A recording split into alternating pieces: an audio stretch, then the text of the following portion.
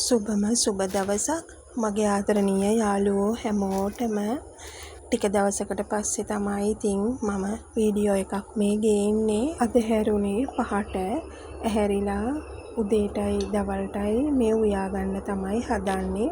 ගෙදර තියෙන බඩු වලින් කොහොම හරි ෂේප් කරලා කෑම වේල හදා ගන්නවා. දවල් කෑම වේලයි උදේ කෑම වේලයි.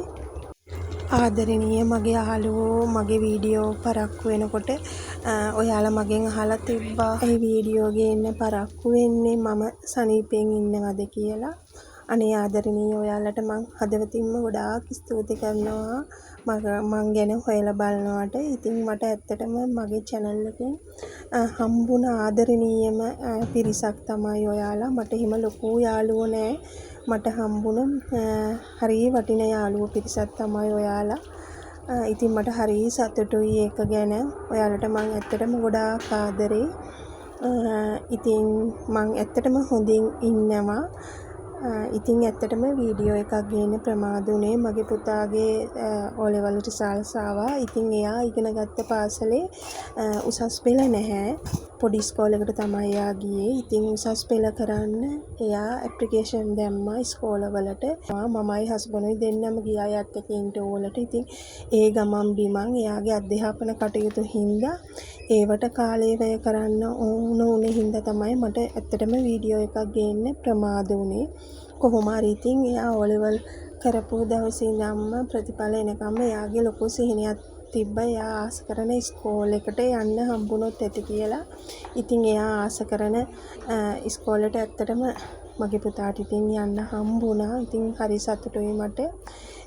ඒක තමයි මට ඇත්තටම වීඩියෝ එකක් ගේන්න ප්‍රමාද වුණේ. ඉතින් එයාලගේ වැඩ කටයුතු වලට ගමන් බිමන් වලට ගියාම ඉතින් හරිය මහන්සි. වීඩියෝ එකක් කරලා එඩිට් කරනවා කියන්නේ ඉතින් ගොඩාක් කාලේ යන වැඩක්. ඉතින් මට ඒක කරන්න හරි අපහසු වුණා ඒ කාලේ. මහන්සිත් වැඩි. ඒක තමයි ඇත්තටම හේතුව වීඩියෝ ගේන්න පරක්කු.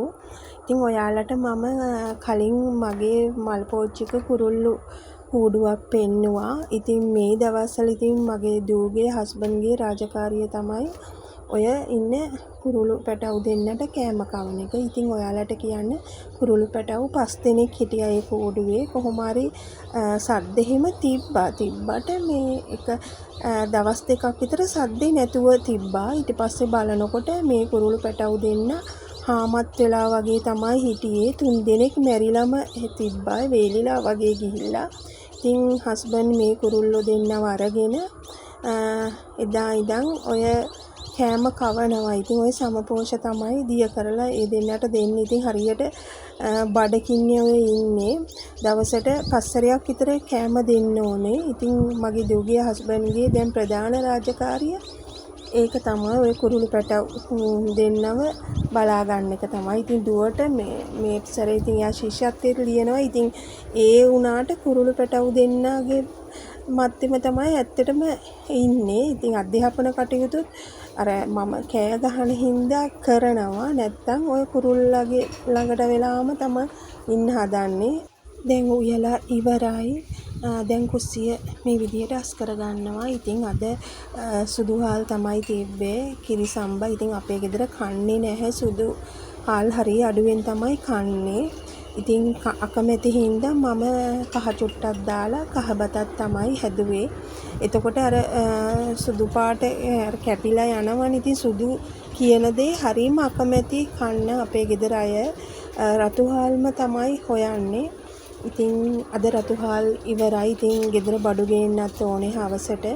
ඉතින් තියෙන දෙයකින් කොහොම හරි ෂේප් වෙන්න එපා. නැත්තම් අපරාධනේ කඩෙන් කනවා කියන්නේ ලොකු මුදලක් යනවනේ. ඉතින් ওই විදිහට තමයි අපි 4 දෙනාගේ කෑම ටික ලෑස්ති උනේ. පරිප්පුව හදලා සෝයා මීට් හදලා කහබත් එකක් හැදුවා. ඉතින් මදි පාඩුවට බිත්තරයකුත් තම්බ ගත්තා.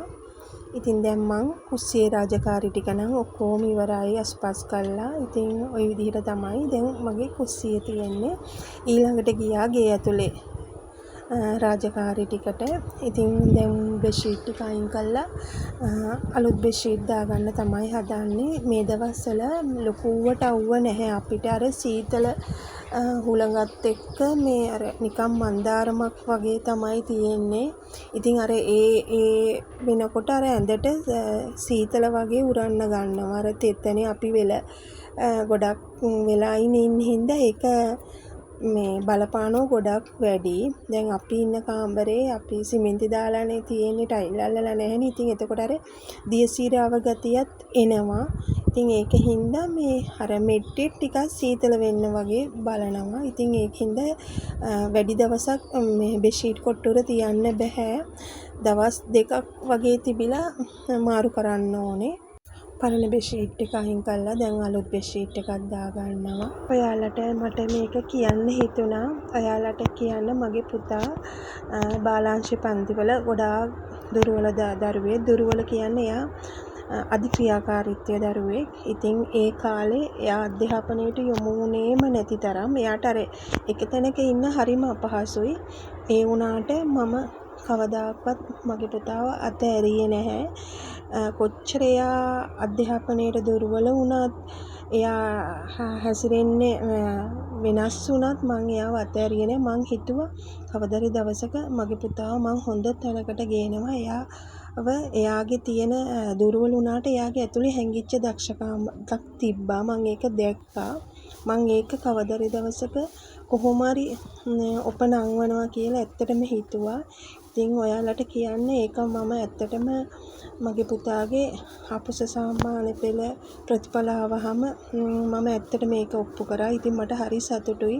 ඉතින් මට කියන්න හිතුණා ඔයාලට කවදාවත් දරුවෙක් දුර්වලයි කියලා අතාරින්න එපා.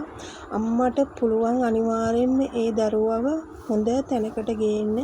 කවදාවත් එයා දුර්වලයි පුතේ ඔයාට බෑ එහෙම කියන වචනේ කවදාවත් කියන්න එපා. නෑ ඔයාට පුළුවන්, ඔයාට මේක කවදාරි දවසක කරන්න පුළුවන් කියලා එයාට ධනාත්මකම අදහස් දෙන්න ඕනේ. ඉතින් දැන් මම ගේ ඇතුලේ වැඩ ටික ඉවර කළා. මිදුල අස් කරගත්තා. ඔය දැන් මගේ මිදුල දැන් තියෙන තත්ත්වය තමයි. ඉතින් ලස්සන මල් පැල නම් ඇත්තටම දැන් හරිම අඩුයි.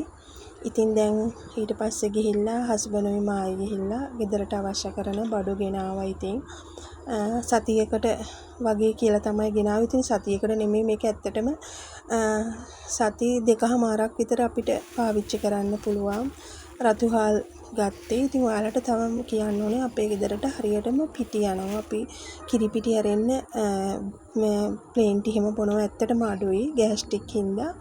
ඉතින් මේ රත්ති අනිත් පිටි එකයි කවලම් කරලා බොනකොට කිරි එක රසත් එක්ක පිටි යන ප්‍රමාණයත් ගොඩාක් අඩු වෙනවා. ඉතින් ඒකින්ද තමයි මම රත්ති එකකුත් ගත්තේ. ඕට්ස් එක නම් මම කන්නේ ඔය ඕට්ස් ජාතිය. ඕක ගෙනාවේ හස්බන්ඩ්ටයි පුතාටයි දුවටයි උදේට කිරි එකට දාලා කන්න. මම ඕක කලින් කෑවා. කෑවහම මගේ බර ඇත්තටම වැඩි වෙන්න ගත්තා. ඒකින්ද මම ඔය ඕට්ස් එක අයින් කළා. දැන් ඇත්තටම වෙන ඕට්ස් එකක් තමයි කන්නේ. මං ඒක මේ සැරේ ගත්තේ නෑ. මගේ ඒ ගෙනාපු ඕට්ස් එකක් තියෙන හින්දා මම ගෙදර අනිත් තුන් දෙනාගේ ඕට්ස් එක තමයි ගත්තේ. ඊළඟට බිත්තර 30කුත් ගත්තා. මේ නම් ලෝණුයි අලයි සුදු ලෝණුයි දාගන්නවා. ඒවත් ගත්තා මම. සති 1කමාරකට විතර හරියන්න තමයි ගත්තේ. අර මෙහෙම මම ඇත්තට කලින් නම් මාසෙට එක සැරයක් තමයි පහේ ගත්තේ. එතකොට මගේ හස්බන්ඩ් ස්ථිර ජොබ් එකක් තිබ්බනේ. දැන් ඉතින් ඇත්තට එයාට ස්ථිර ජොබ් එකක් නැහැ. එයා ලැබෙන මුදල් වලින් මම බැලන්ස් කරන්නේ. ඉතින් මම එයාට ලැබෙන විදිහට අපි ගෙවන ජීවිතේ දැන් බැලන්ස් කරන් යන්නේ. ඉතින් සතියට බඩු ගේනවා. මේ සති 2කමාරකට විතර හැරියන්න මම ඉතින් ගේනවා ඇත්තටම. ඉතින් මේ කරෝල ගෙනාවා. මුහුදු කුකුලා තමයි ගෙනාවේ. කරෝල අපේ ගෙදර වැඩිය කන්නේ නැහැ. චිකනුත් ඇත්තටම කනවා හරි අඩුයි. මාසෙකට එක සැරයක් වගේ තමයි අපි චිකන් කන්නේ. මාළු තමයි ගොඩක් කන්නේ. මේ සැරේ ගත්තේ කෙලවල්ල කූරියකුයි ඉස්සොයි ලින්නොයි තමයි ගත්තේ. මං ඉතින් ගෙනාපු ගාම එළියට යන්නත් ඕනේ රැයට. ඒකින්ද ඉක්මනටම මාළු ටික හොදලා කරලා ෆ්‍රිජ් එකට දැම්මා. ඒක තමයි මට ඇත්තටම වීඩියෝ කරන්න බැරි වුණේ. ඔයාලට කියන්න කපන මාළු ගන්නවට වැඩිය මාළු ලොකු කුරියක් අරගෙන කපලා ගත්තාම ඒක අපිට ඇත්තටම ලාභයි වාසි. ඉතින් මේ රෑට මම ඉක්මනටම කෑම හදාගන්නත් ඕන හින්දා පරිප්පුවක් හදලා බිත්තර තැඹුවා එක තමයි කරේ. දැන් රාය කෑමත් අරගෙන මේ අපි අටලුගමට යනවා. පුතාට බෑගුයි සපත්තුයි ගන්න. ඔයාලට කියන්න පිටකොටුවටත් වැඩිය අටලුගම ගොඩාක් බඩු අඩුයි. රෑ 10 වෙනකන් කඩවල් ඇරලා තියෙනවා. ඉතින් දැන් මේ අපි 4 දෙනා යනවා. ඉතින් ඔය විදිහට තමයි මගේ අද දවස ගත වුණේ. ඉතින් මගේ වීඩියෝ බලපු ඔයාලට හදවතින්ම ගොඩාක් ස්තුතියි.